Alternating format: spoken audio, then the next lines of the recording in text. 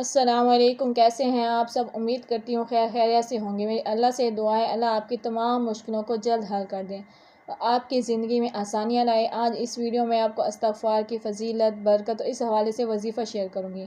मेरी इस वीडियो को आप एंड तक लाजमी देखिएगा और अगर आप मेरे चैनल पर नए हैं तो मैं इस चैनल को लाजमी सब्सक्राइब कर लें ताकि मेरी नेक्स्ट वीडियो आप तक पहुँच सके। इस्तग़फ़ार का मतलब है अल्लाह ताला से अपने गुनाहों की माफ़ी मांगना। कुरान और हदीस में भी जगह जगह इस्तग़फ़ार की अहमियत बयान की गई है। ये एक ऐसा अमल है जो बंदे को अल्लाह की रहमतों, मग़फ़िरत और क़ुर्ब का ज़रिया बनाता है। इस्तग़फ़ार के हवाले से कुरान मजीद में इरशाद है, तर्जुमा, बस तुम अल्लाह से माफ़ी मांगो और उसकी तरफ रुजू करो। इसके बारे में हज़रत मोहम्मद सल्लल्लाहु अलैहि वसल्लम का इरशाद है, जो शख्स कसरत से इस्तग़फ़ार करता है अल्लाह ताला उसे हर गम से निजात देता है और हर तंगी से कुशादगी अता फरमाता है। ये हमारे गुनाह ही होते हैं जो हमारी ज़िंदगी में तबाही और बर्बादी का सबब बनते हैं, हमारी दुआओं को कबूल नहीं होने देते। इसलिए जितना हो सके आप इस्तग़फ़ार कसरत से उम्मीद रखें। इसके साथ साथ इस्तग़फ़ार करने वाले शख्स को अल्लाह ताला वहाँ से रिज़्क़ अता करता है जहाँ से बंदा गुमान भी नहीं कर सकता। एक और जगह कुरान पाक में सूरह नूह में अल्लाह फरमाता है, अपने रब से मग़फ़िरत मांगो, बेशक वो बड़ा माफ़ करने वाला है, वो तुम पर आसमान से खूब बारिश बरसाएगा। और सूरह आले इमरान में तर्जुमा, और जो लोग गुनाह कर बैठे हैं या अपनी जानों पर जुल्म करते हैं फिर अल्लाह को याद करके अपने गुनाहों की माफ़ी मांगते हैं, इस्तग़फ़ार की बहुत अहमियत है जिसका आप अंदाज़ा भी नहीं कर सकते। इस्तग़फ़ार से गुनाह माफ़ होते हैं, दिल की सख्ती दूर होती है, अल्लाह ताला की मदद हासिल होती है, ज़िंदगी में आसानियाँ और सुकून मिलता है। इस्तग़फ़ार की बरकत से रिज़्क़ में इजाफ़ा होता है, अल्लाह ताला बे औलाद लोगों को औलाद अता फरमाता है, बीमारियों से शिफा हासिल होती है, मुसीबतों से निजात मिलती है, दिल में नूरानियत पैदा होती है। हज़रत इमाम हसन बसरी रहमतुल्लाह ताला अलैह फरमाते हैं, रिज़्क़ की तंगी हो, औलाद की कमी हो, बारिश न हो तो इस्तग़फ़ार की कसरत करो।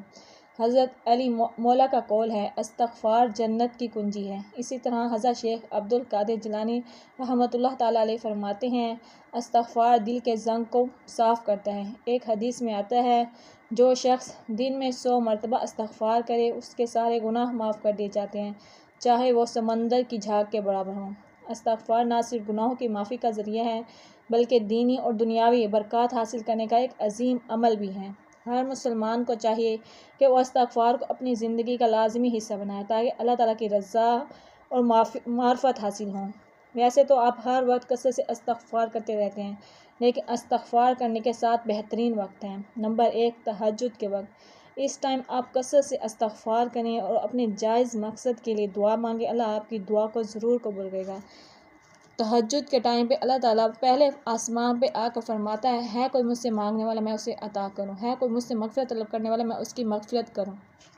नंबर 2 पर नमाज के बाद आप हर नमाज के बाद 100 मरतबा इस्तग़फ़ार कर लिया करें। जुम्मा के दिन भी आप इस्तग़फ़ार और दुरूद शरीफ की कसरत से पढ़ा करें।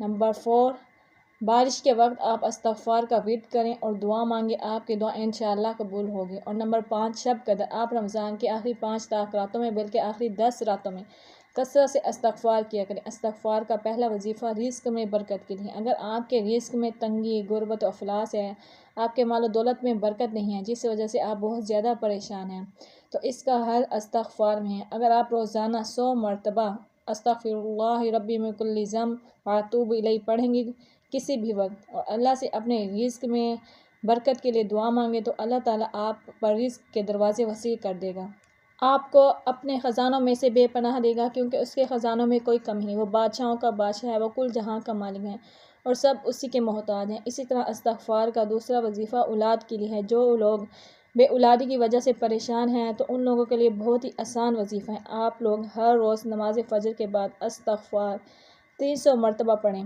और कामिल यकीन के साथ पढ़ें। अल्लाह जल्द आपकी गोद खुशियों से भर देगा और आपको औलाद जैसी नेमत अता करेगा। इसी तरह इस्तग़फ़ार का तीसरा वजीफ़ा गमों से निजात के लिए। आप किसी भी किस्म के गम में मुब्तला हैं, आपका दिल बेचैन रहता है, आप डिप्रेशन का शिकार हैं, आपको बेसुकूनी महसूस होती है, खालीपन महसूस होता है और गम में मुब्तला होने की कोई ख़ास वजह भी महसूस नहीं होती, पता नहीं चलती आप किस वजह से आप गम में मुब्तला हैं, तो आप इन सब के हल के लिए, गमों से निजात के लिए, पुरसुकून ज़िंदगी के लिए आप इस्तग़फ़ार को हर नमाज के बाद यानी 5 नमाज़ों के बाद अस्तग़फ़िरुल्लाह 70 मरतबा पढ़ लिया करें।